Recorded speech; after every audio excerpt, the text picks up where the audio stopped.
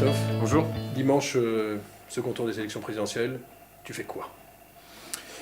J'ai annoncé il y a déjà quelques jours que pour moi il n'y a pas d'hésitation dans la mesure où je ne veux pas m'abstenir. Je ne veux pas être dans le nini. Je pense que notre responsabilité d'homme politique, c'est de prendre position. Il y aura quelqu'un à l'Élysée la semaine prochaine, donc je préfère participer au choix, même si ce n'est pas le choix que je préfère, mais en tous les cas plutôt que m'abstenir. Donc je voterai Macron.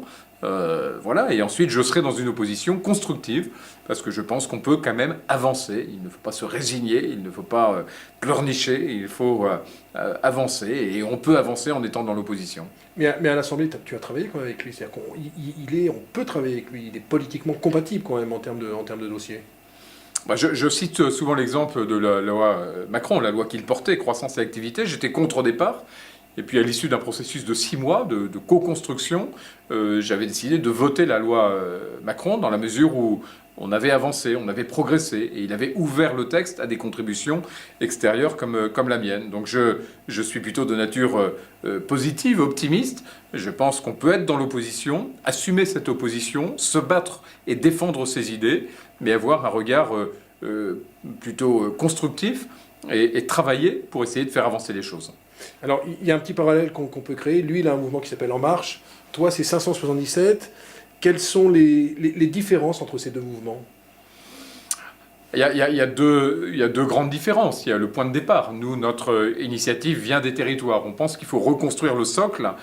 Son initiative vient d'en haut. Et elle vient même vraiment d'en haut, puisqu'il a été à l'Élysée et projeté au ministère de l'économie et qu'il a démarré de très haut sa campagne. Donc, moi, je pense que le meilleur point de départ, c'est celui qui part des territoires et c'est celui par lequel on reconstruit vraiment la confiance en politique. Après, il y a des différences sur le fond. Je pense qu'il y a 30% à peu près de points d'accord dans son programme et dans le nôtre, mais il y a aussi 70% de points de désaccord.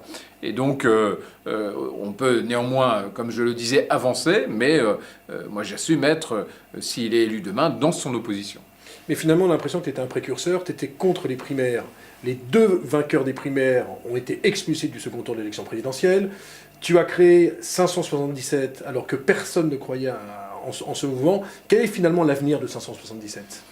Je crois qu'il y a une véritable attente de renouveau dans le monde politique.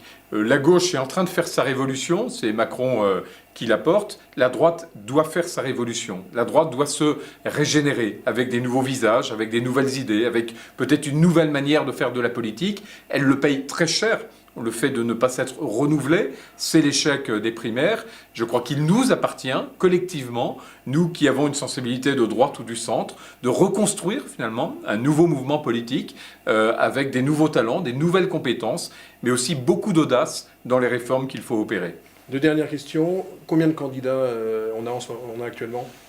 On est autour de 100 candidats en campagne maintenant. On ne désespère pas d'en avoir encore quelques-uns pour porter véritablement ce renouveau. Et puis la réunion du 14 mai prochain à Neuilly, donne-nous l'indication, les grands thèmes qui seront développés au cours de cette journée. Le 14 mai, c'est à la fois la présentation de nos candidats et nos grandes thématiques de campagne autour de cette idée de responsabiliser, cette idée d'encourager, cette idée de défendre, cette idée de faire rayonner la France. Donc il y aura une présentation très nouvelle d'un projet politique. C'est à quelle heure et est-ce que c'est ouvert à tout le monde ? C'est ouvert à tous, c'est l'après-midi à partir de 15h et chacun peut aller sur le site 577.fr pour se renseigner. Merci beaucoup Jean-Christophe, on se retrouve la semaine prochaine après le second tour des élections.